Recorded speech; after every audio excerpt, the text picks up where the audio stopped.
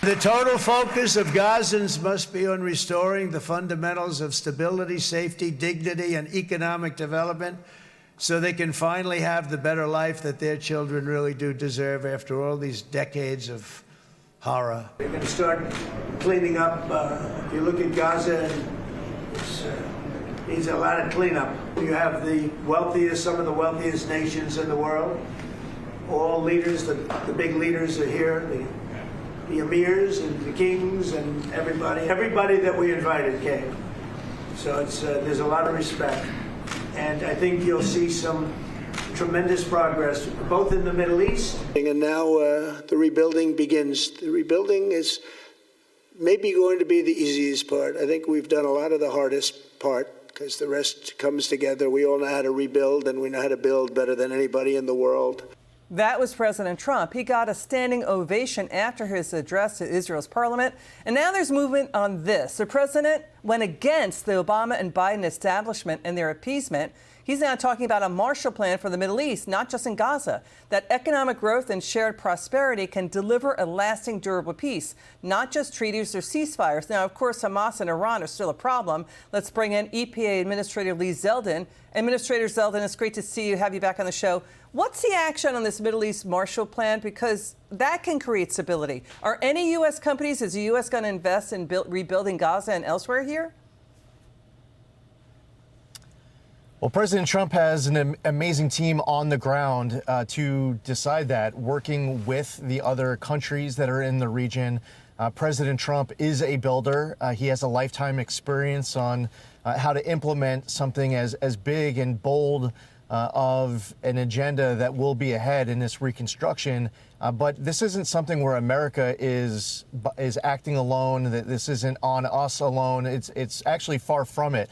There are a number of other extremely wealthy Middle Eastern countries that have seemed to have expressed interest to be part of it in this investment.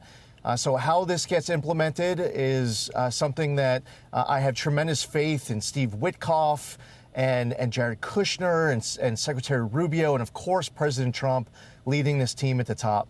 So how important is it now to get rid of Hamas once and for all and deal with Iran to get all of this, and also to stop the Obama and Biden establishment in Washington, because they've been so terribly wrong that's cost people's lives? I mean, Trump wants to build this economic corridor to peace via rebuilding and reconstruction. We're seeing polls that half of Gazans don't want Hamas. They want international investors in there to invest in their ports and industry. And that would reduce reliance on the militancy and the government. So talk to us about how it's a fight against Hamas, Iran, and also the Biden-Obama establishment.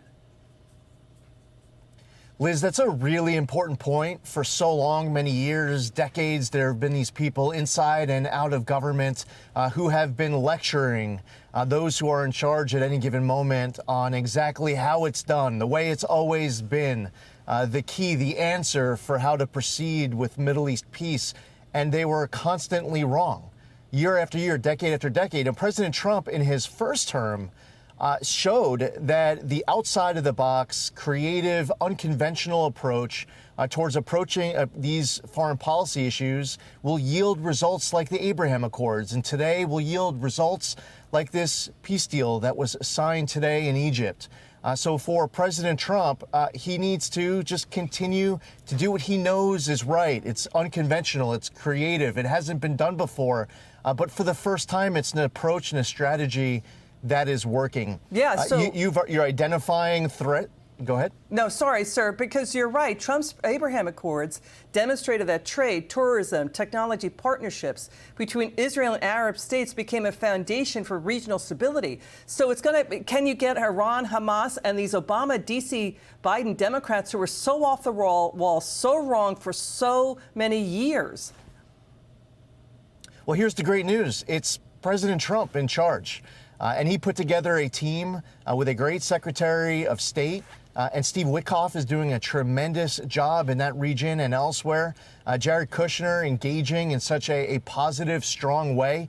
These are the individuals. This is the team that is running this effort. The people who have failed of the past, they are on the outs And that's why we're seeing all of the success today. And I'm just filled with tremendous pride to be part of this president's cabinet. What a historic, amazing, legendary day, a great moment for the Middle East and the world. I mean, it's just wild that a year ago the Biden-Obama Democrats wanted to put Trump in jail, and now we have this. Peace and the push for peace in the Middle East and Gaza. Lee Zeldin, EPA Administrator, thanks for being with us. It's great to see you.